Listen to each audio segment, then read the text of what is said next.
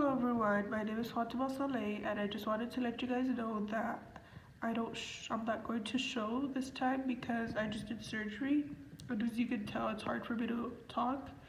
But today I'll be reading the communication process chapter 1. Norms are social conventions that we pick up on through observation, practice, and trial and error. We may not even know we are breaking a social norm until we notice people looking at us strangely or someone corrects or teases us. For example, as a new employee, you may over or underdress for the company's holiday party because you don't know the norm for formality. Although there probably isn't a stated rule about how to dress at the holiday party, you will notice your error without someone having to point it out, and you will likely not deviate from the norm again in order to save yourself any potential embarrassment.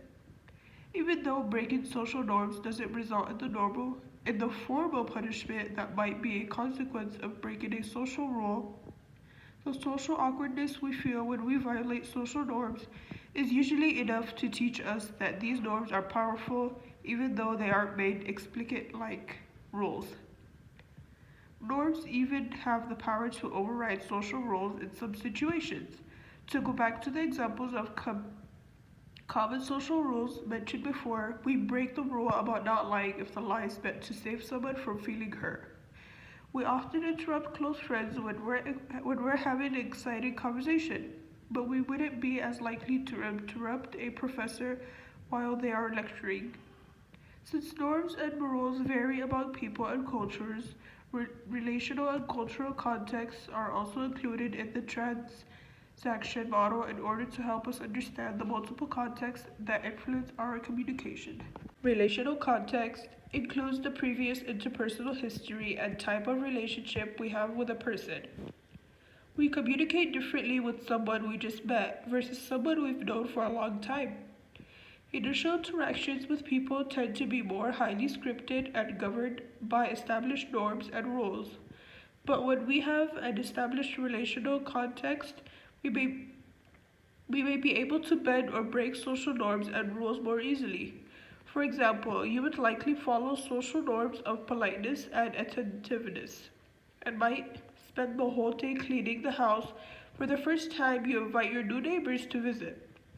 Once the neighbors are in your house, you may also make them the center of your attention during their visit. If you end up becoming friends with your neighbors and establishing a relational context, you may not think as much about having everything clean and prepared or even giving them your whole attention during later visits. Since communication norms and rules also vary based on type of relationship people have, relationship type is also included in relational context. For example, there are certain communication rules and norms that apply to a supervisor-supervisee relationship that don't apply to a brother-sister relationship, and vice versa. Just as social norms and relational history influence how we communicate, so does culture.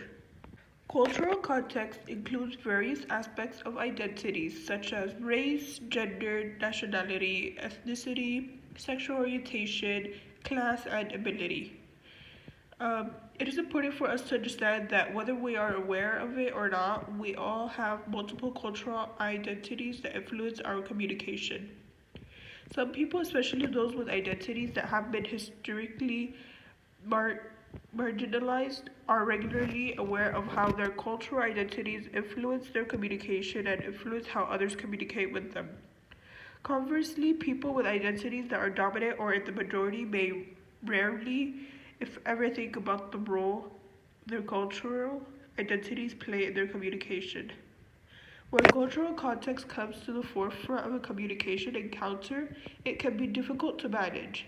Since intercultural communication creates uncertainty, it can deter people from communicating across cultures or lead people to view intercultural communication as negative. But if you avoid communicating across cultural identities, you will likely not get more comfortable or competent as a communicator. In fact, intercultural communication has the potential to enrich various aspects of our lives. In order to communicate well within various cultural contexts, it is important to keep an open-minded and avoid making assumptions about others' cultural identities. While you may be able to identify some aspects of the cultural context within a communication encounter, they may also be cultural influences that you can't see. A competent communicator shouldn't assume to know all the cultural context a person brings to an encounter, since not all cultural identities are visible. As with the other contexts, it requires skill to adapt to shifting contexts, and the best way to develop these skills is through practice and reflection.